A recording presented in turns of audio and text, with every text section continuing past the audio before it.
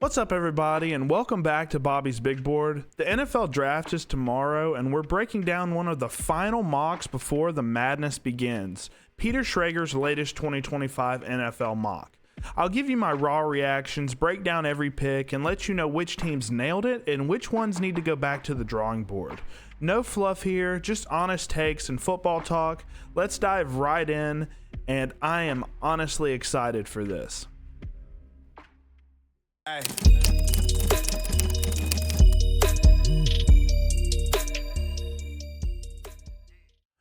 All right, what's going on, everybody? So I'm going to kind of be winging this. I haven't looked at this mock yet, but it was just released earlier today, I believe. Yep, so the NFL Draft Day 1 starts tomorrow. So I'll be live streaming that on another channel. I'll probably be putting out an X post to basically announce where I'm doing the live stream for the draft. So if you guys are interested in that, definitely stop by and check us out. So let's go ahead and dive right into it. So let's not skip through any picks here. So the Tennessee Titans, pretty textbook. Cam Ward at 1. I think it's a solid move for them. I think trading back could be an option here, but I think they're pretty settled on Cam Ward. He's my QB1 in the class.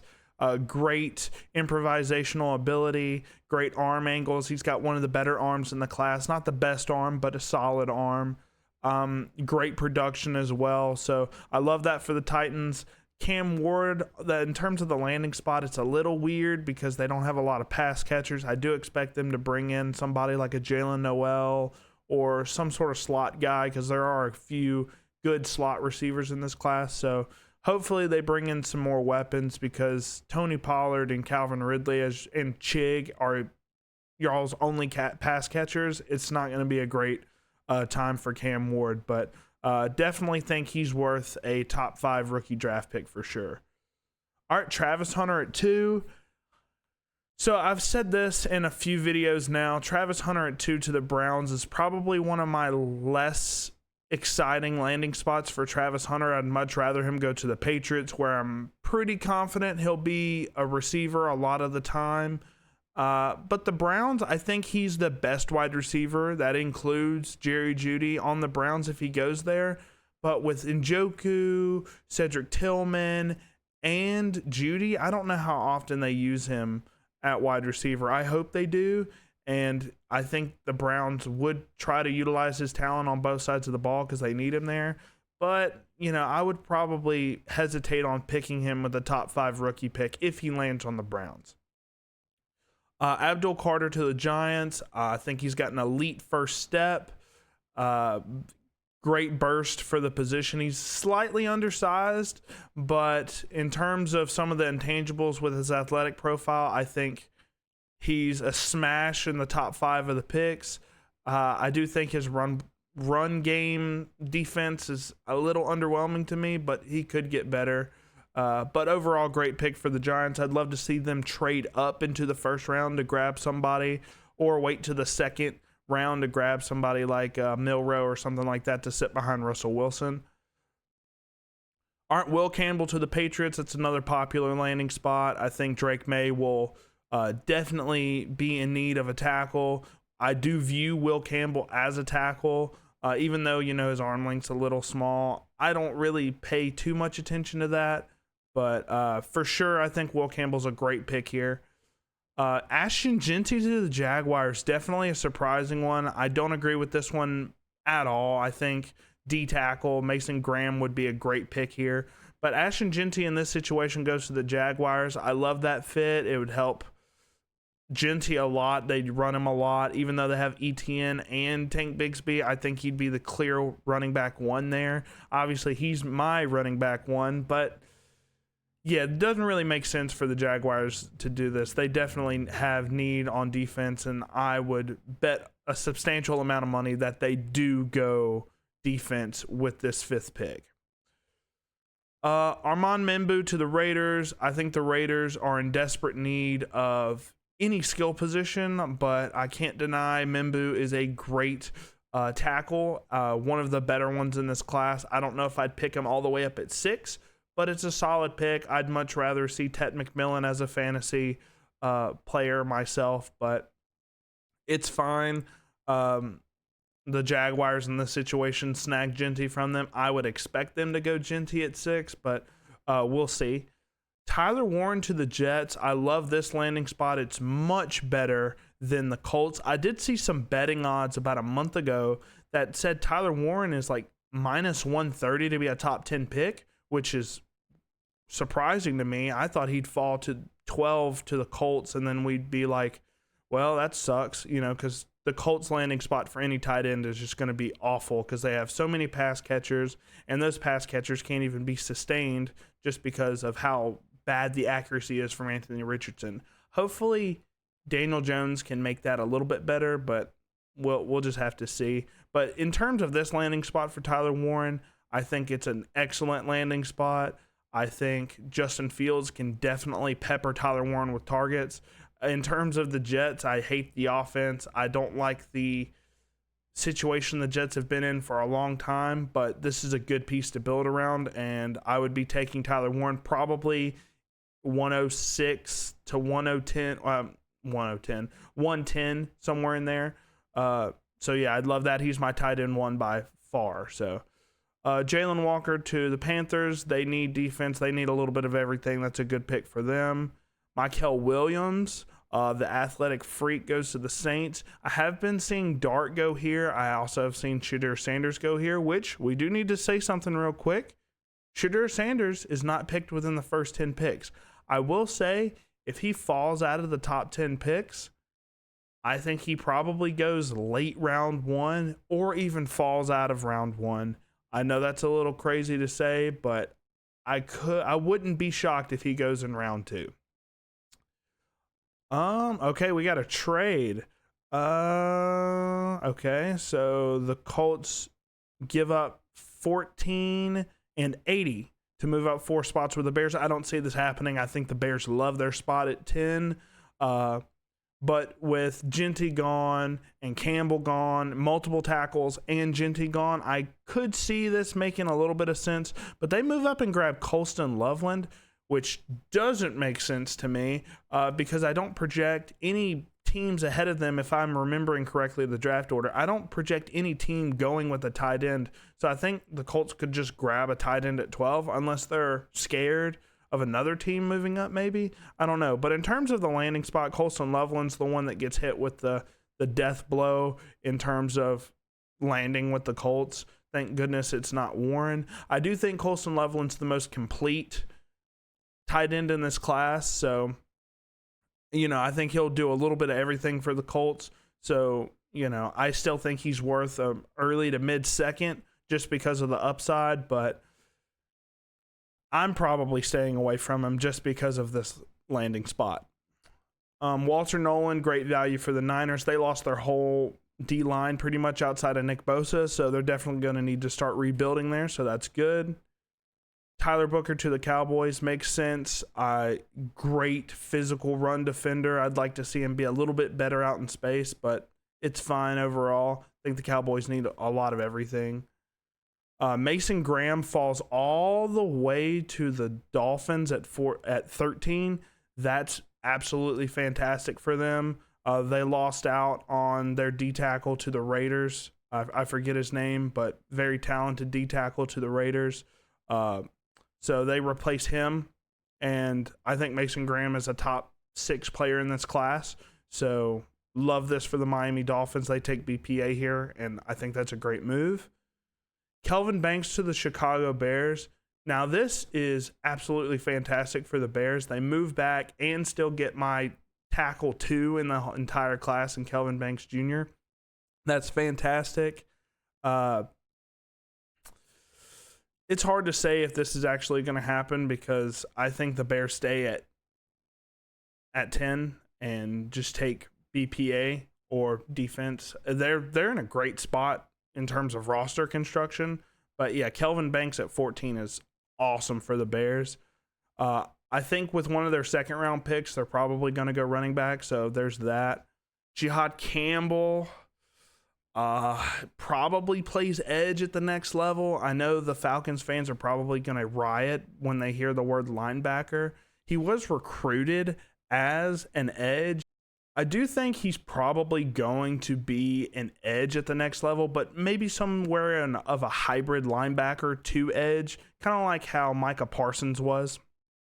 So the Falcons are dead last in sacks over the past, I think, 10 years, so they desperately need an edge rusher. They lost out on Grady Jarrett, who's been their best pass rusher for a while now. And some of the edges that they brought in terms of veterans just haven't really worked out that well. Jahdae Barron out of Texas, speed guy. Think the Cardinals need a little bit of everything, including quarterback here, if I might say so myself. But that's fine. I think that's a great pick for them. Mike Green out of Marshall, guy that had a ton of sacks at Marshall last year.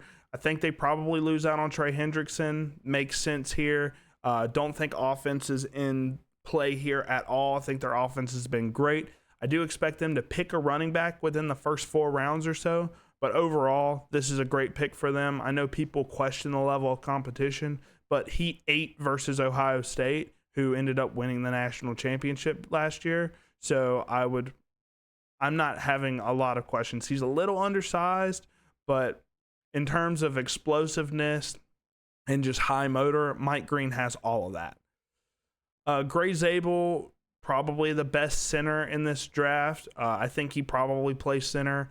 Darnold needs as much help as he can on the offensive line, or he's going to be throwing to linebackers and corners all year long. So that is great.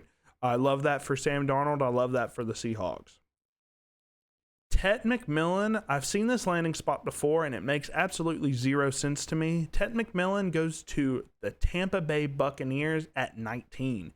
I get it. Mike Evans is your, X that, a lot of people are comping Tet McMillan to. I more so think he's more around the Brandon Marshall side in terms of a pro comp. But, it's the classic, well, Mike Evans is going to retire next year, so let's go ahead and grab Tet McMillan, and he'll, take his place after next season. I just don't see that happening. I think with the 19th overall pick, you're trying to get a guy, because, the Buccaneers were a playoff team last year, I believe, so they're trying to use that first-round pick to contend for a Super Bowl.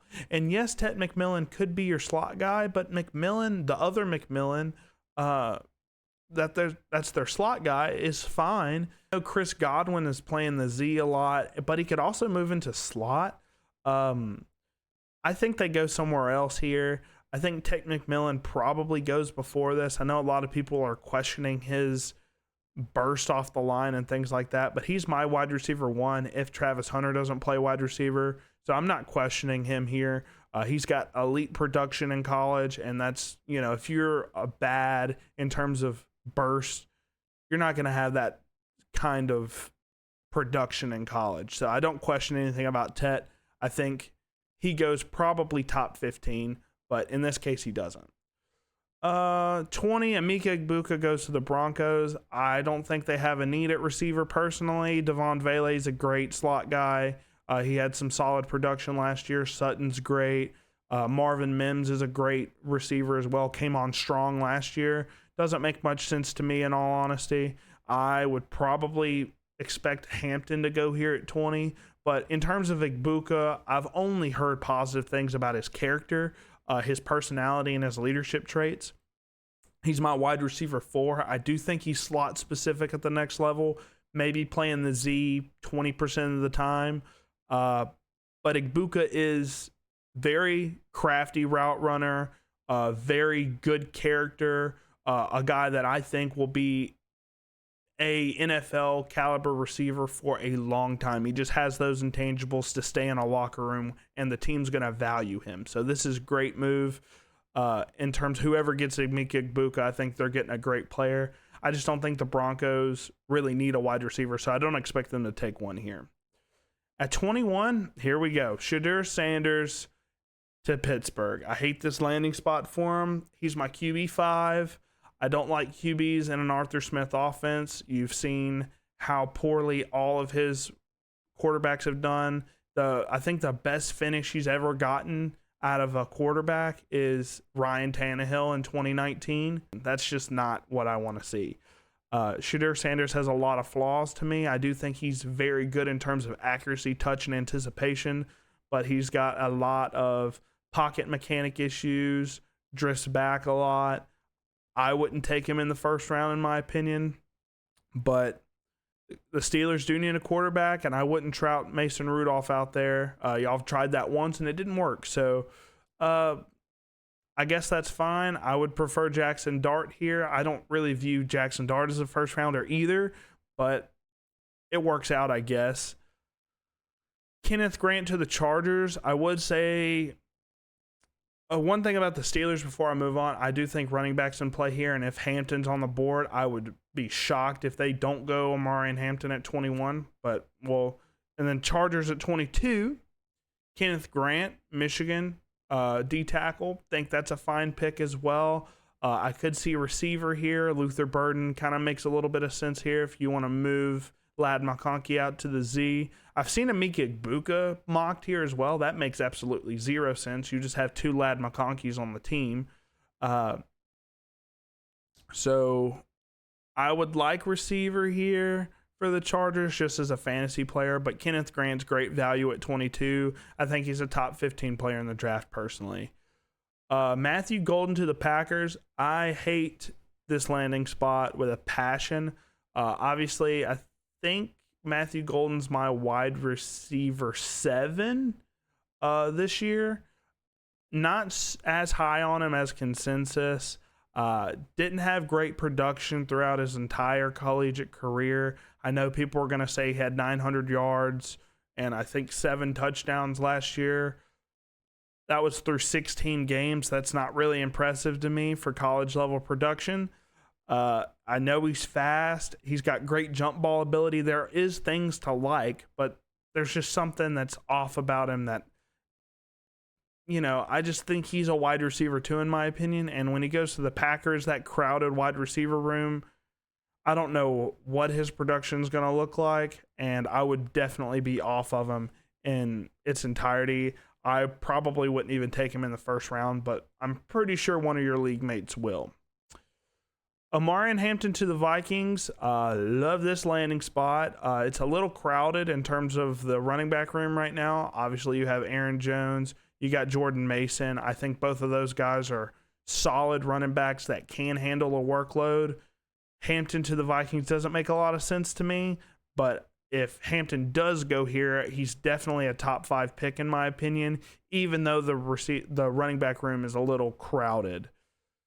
Donovan Jackson, Texans, they've basically traded away their best offensive lineman, and CJ Stroud was running for his life last year, so need a guard here or a tackle, whatever they can. It needs to be offensive line here.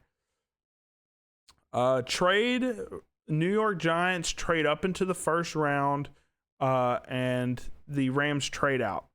Let's see, it's 34 and 99. Okay. That's not a bad haul for the 26th pick. The Rams probably would go defense here if they kept this pick. But the Giants trade up for Jackson Dart. I think this is a solid move. I think you could have waited a little bit because there's not too many teams behind here, if I can remember correctly, that need a quarterback. So, I don't know if trading up here makes sense unless you're hearing rumblings of another team trading up. I guess you don't want to lose your guy. But Jackson Dart, all in all, I think he's got some of the highest highs in terms of throws of any quarterback in this class behind Kyle McCord maybe and Cam Ward. But Jackson Dart has great throws at times, throws that just wow me to my core. And then he'll scramble out of the pocket and throw into triple coverage for an interception. He's definitely not a finished product, but the Giants is a great landing spot because you sit behind Russ for a year or two. I think if you can clean up some of those issues, I think Jackson Dart could be a solid QB2, low-end QB1 if everything works right. Also, with Jackson Dart, I'd probably take him late first, early second if you're in a Superflex league. Josh Simmons to the Ravens. They're basically taking BPA here. Tackle here makes sense for them, right? Their right tackle, Ronnie Stanley's fine, but their other tackle I think's a little spotty at times. This is a great pick for the Lions. Will Johnson at 28. I think they will be in the Super Bowl conversation with this pick. Will Johnson, I know people question his long speed a little bit, but absolutely fantastic player here. He's got great ball instincts. He had a better showing in 2023 than he did in 2024, but I don't question the talent at all. Shamar Stewart goes to the Commanders. Thank goodness he doesn't fall to the Eagles at 32. Absolute freak. I think he's like 6'5", 260, and ran a 4.5 140, I think. He is an absolute freak. Doesn't really have the production really, but if you look on tape, he's got a high motor, high effort. I'd like to see him finish a little bit more, but that's a great pick for the Commanders. Malachi Starks, another player that I do not want to fall to the Eagles at 32 as a Chiefs fan. Great pick for the Bills. I think he's a top 8 player in this class. Obviously, her production last year was a little spotty compared to 2023, but if you look at the 2023 tape, he is a phenomenal player, great instincts, can play coverage, and he can play in the box as well as a run support safety. Absolutely fantastic player. Let's see who my Chiefs pick. So, the Chiefs have had a rough time over the past few years outside of Karlaftis hitting on edge defenders in the late first round, right? In this scenario, James Pierce Jr., in my opinion, in terms of talent, is a top 10 player in the draft. He's got some crazy character concerns from what I've heard. Definitely the Chiefs would have to clean that up. Couldn't really clean it up with Kadarius Toney, obviously, on top of a plethora of other things. He couldn't stay healthy, and he drops the ball all the time. But in terms of James Pierce Jr., if we can develop him and keep him out of trouble, he's easily a double-digit sack guy at the next level. He is insane. Maxwell Harrison, I mean, the Eagles, we knew it. We knew the Eagles were going to get somebody great value, right? The Kentucky cornerback here, Maxwell Harrison, had some great combine performances. I'm not super familiar with his production, but I know they lost Darius Slay, so get the replacement here, Maxwell Harrison. He's super fast, super good athlete, so that's a great pick for the Eagles. All in all, there's not as many, not a single running back outside of Genty, right? No, Hampton went to the Vikings. So only those 2 running backs. I do think Travion Henderson could sneak into the first round, but he's the only other one, I think, in my opinion. Luther Burden fell out of the first round. That's interesting. I do think he's probably a second-round pick with some of the hot-headedness that he has, and the production dipped a good bit. I don't think that's necessarily on him. But, yeah, all in all, I think this draft is got its issues. It's mock draft. This mock draft has a little bit of its issues. But all in all, it's got some interesting landing spots. I think some of them are realistic, some of them are not. And that wraps up my thoughts on this final mock draft. The NFL draft is tomorrow, and I can't wait to see how it all shakes out. I'll be back with my instant reactions after the draft. I'll give you guys some rookie rankings as well per position. So make sure that you subscribe and turn on your notifications if you're interested in seeing that. And if you have thoughts on Peter Schrager's picks or any bold predictions for the draft, drop them in the comments. I'd definitely like to hear them. And don't forget to join the Bobby's Big Board Discord. We're talking rookie rankings, draft chaos all day long, and things like that. We'd love to have you in the Discord. And outside of that, we'll catch you guys after the draft, and thank you guys for watching. Peace.